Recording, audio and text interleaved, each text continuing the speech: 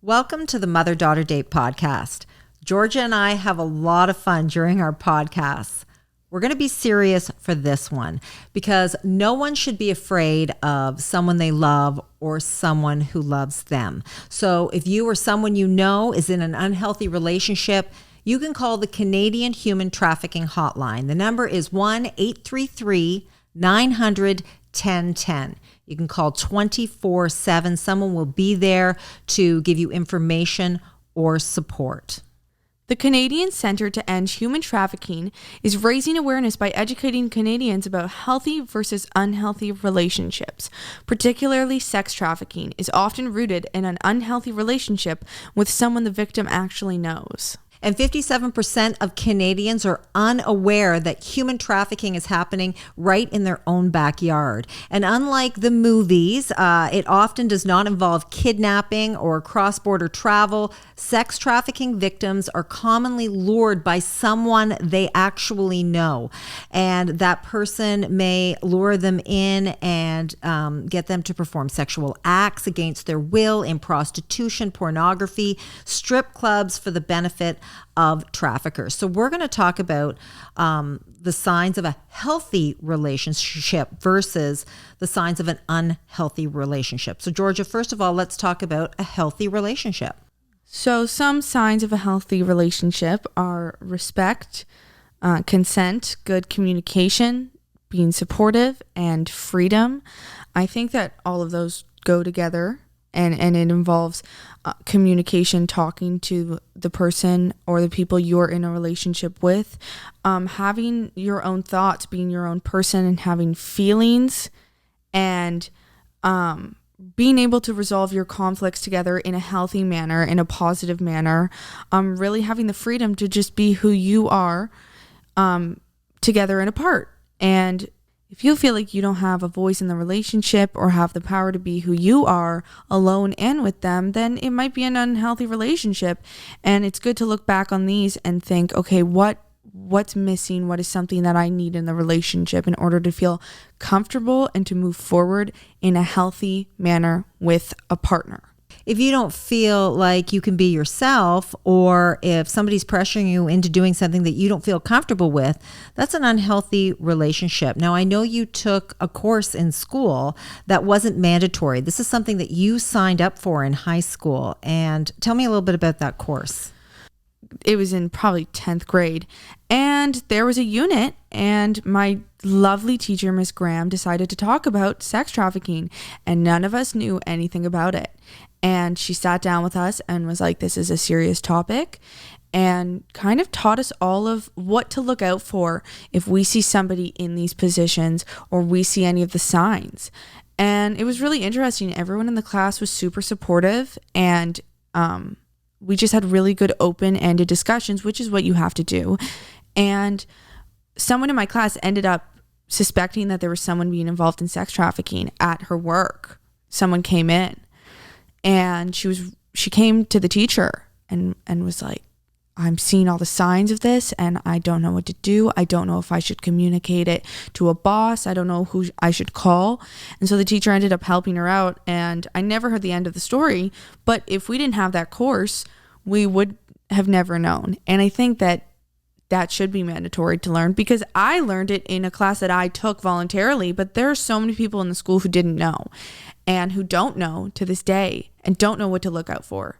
And we're going to talk about the signs a little bit later on, but exactly, if you didn't take that course, you wouldn't have known. And that's why it's so important to look out for the signs. And if you do feel that someone is in an unhealthy relationship, then you can call the Canadian Human Trafficking Hotline. Again, 1-833-900-1010 24/7. And it might not be the case, but at least you will have support and you will get the information that you need. So that's why this number is so important. And education, because like we talked about, this is happening in your own backyard and you're not even thinking about it or looking for those signs. So right now we're going to talk about an unhealthy relationship, and we're also going to talk about the signs.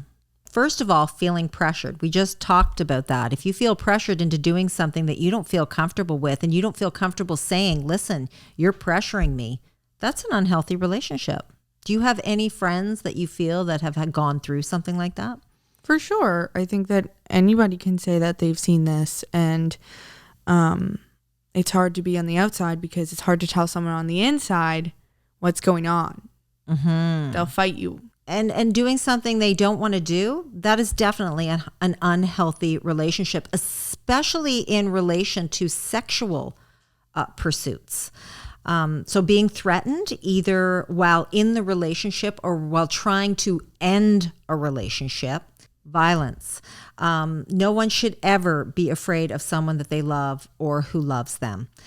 Isolation, being cut off from family and friends, being forced to spend all of their time with their new romantic interest and not their friends.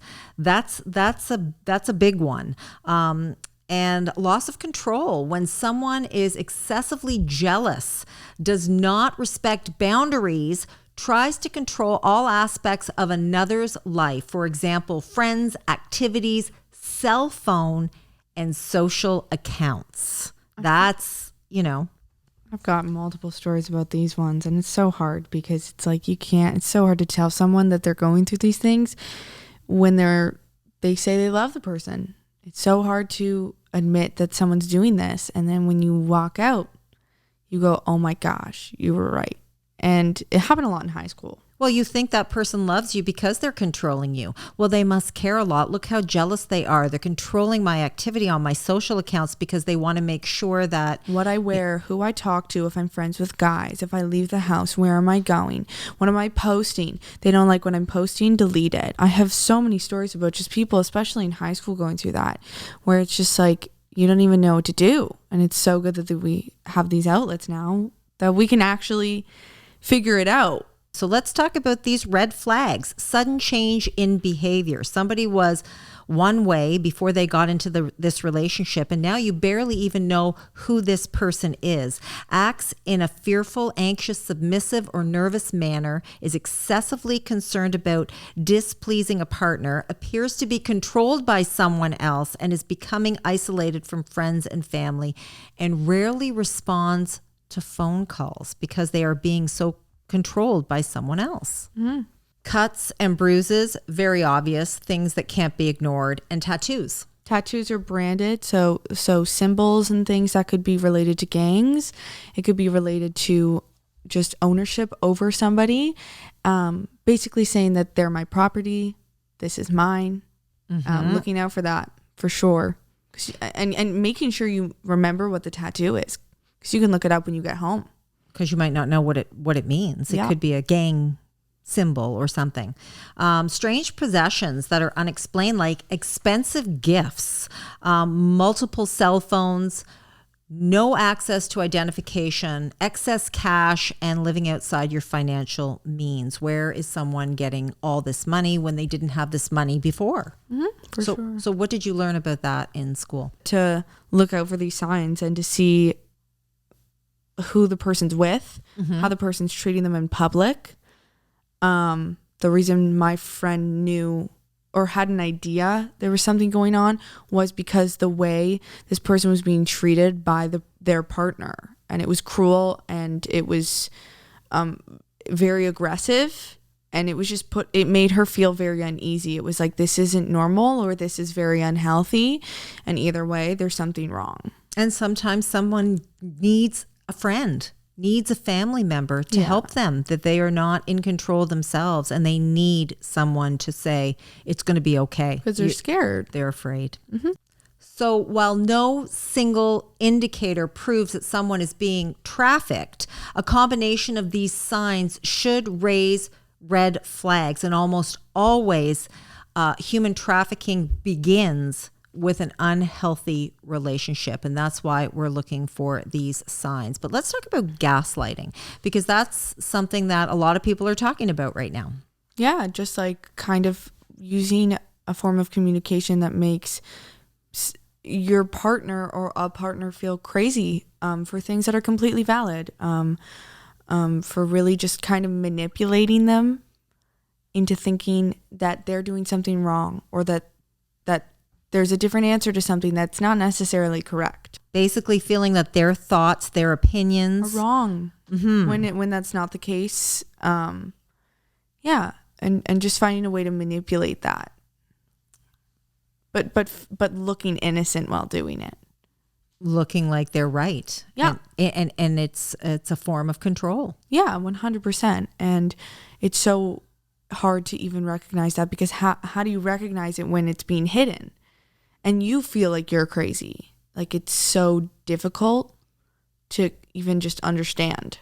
While no single indicator proves that someone is being trafficked, a combination of these signs should raise red flags. And that's where the hotline comes in, the Canadian Human Trafficking Hotline. So the number is 833-900-1010, 24/7. And if you suspect anything, it's always good to get information, because we should be informed, and they are there for information and support. A trained staff, 200 languages, including 27 Indigenous languages.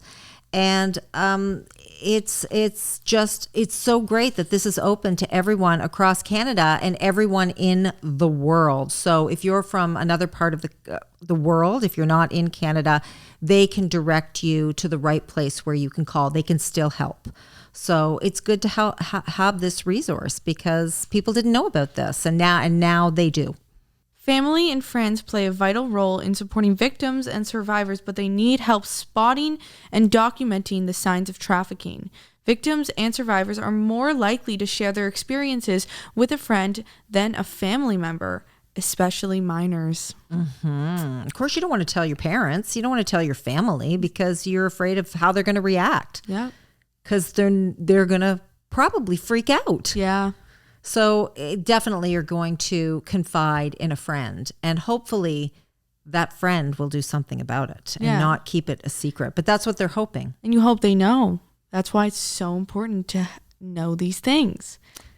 So being a young person, Georgia, if a friend confided in you and asked you not to say anything, I don't want anyone to know, but I'm confiding in you exactly what's going on right now.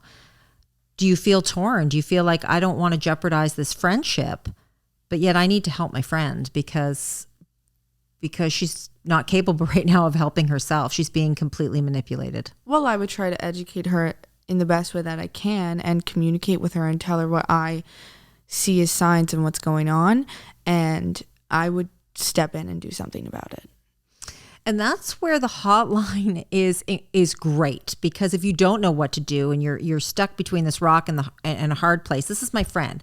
She's confided in me and she's telling me not to say anything. Yeah. So am I breaking trust? When you call the hotline, they are going to give you the support and the information you need to help your friend. Mm-hmm.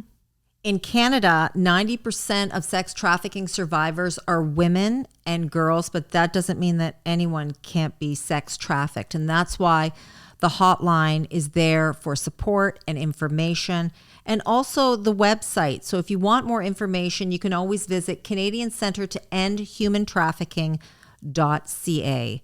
And if you are on social media, look up or use the hashtag End Human Trafficking. Thank you for joining us for this podcast.